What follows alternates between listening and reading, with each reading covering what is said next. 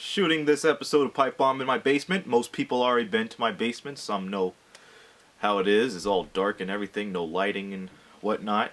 Gonna start off with showing the tie, and this tie is Italian silk from the 90s.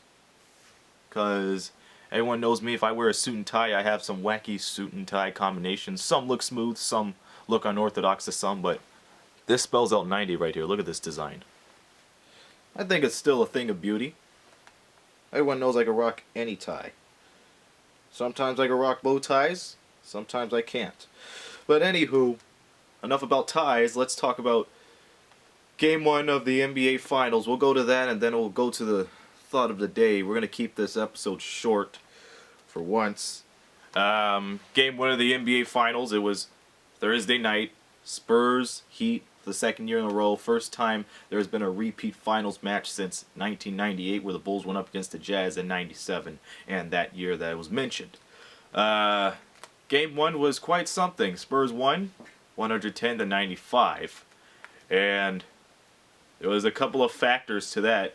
First of all, I'm going to start talking about the factors on the Spurs' behalf of the turnovers. A friend of mine was talking about this last night, and he's all like, the turnovers were a complete factor, like you couldn't believe it. It's like, gave the Heat the extra points. But you know what, if it wasn't for those threes all of a sudden, you know, Spurs would have been in an epidemic. Miami Heat's factor.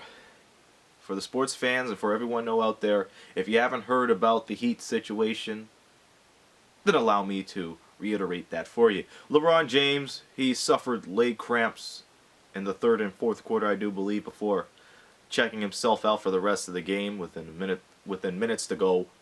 Yeah, and then the AC problem, the air conditioning unit in the AT&T Center went out.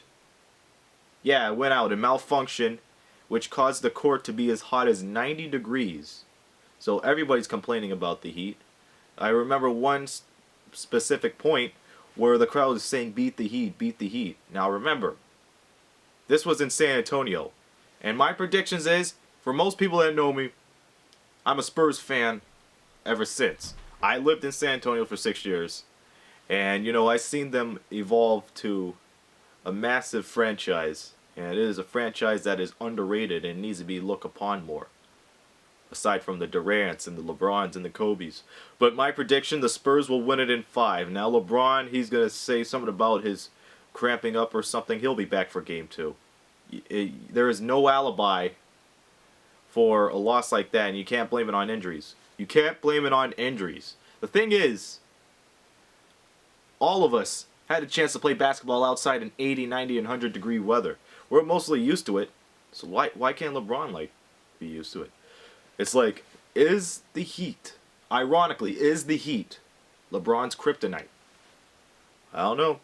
But Game 2 is Sunday, so I'll be watching for that.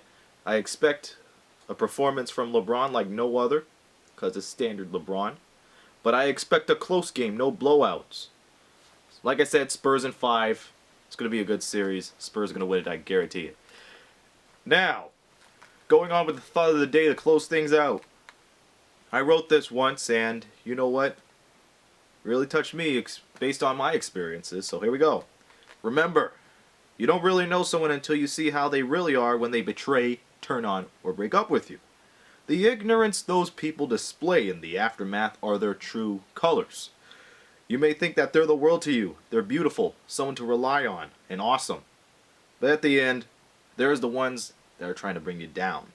Their logic and actions are spiteful, and what was awesome to you was all a curtain concealing who they really are.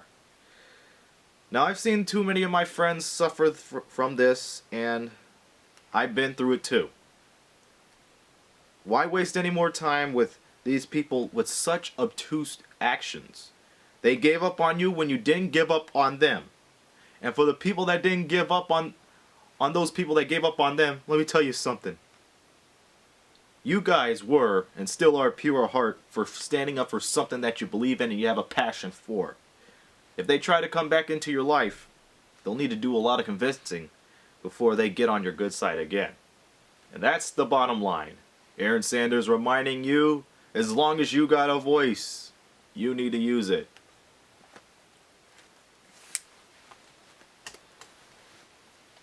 Pipebomb.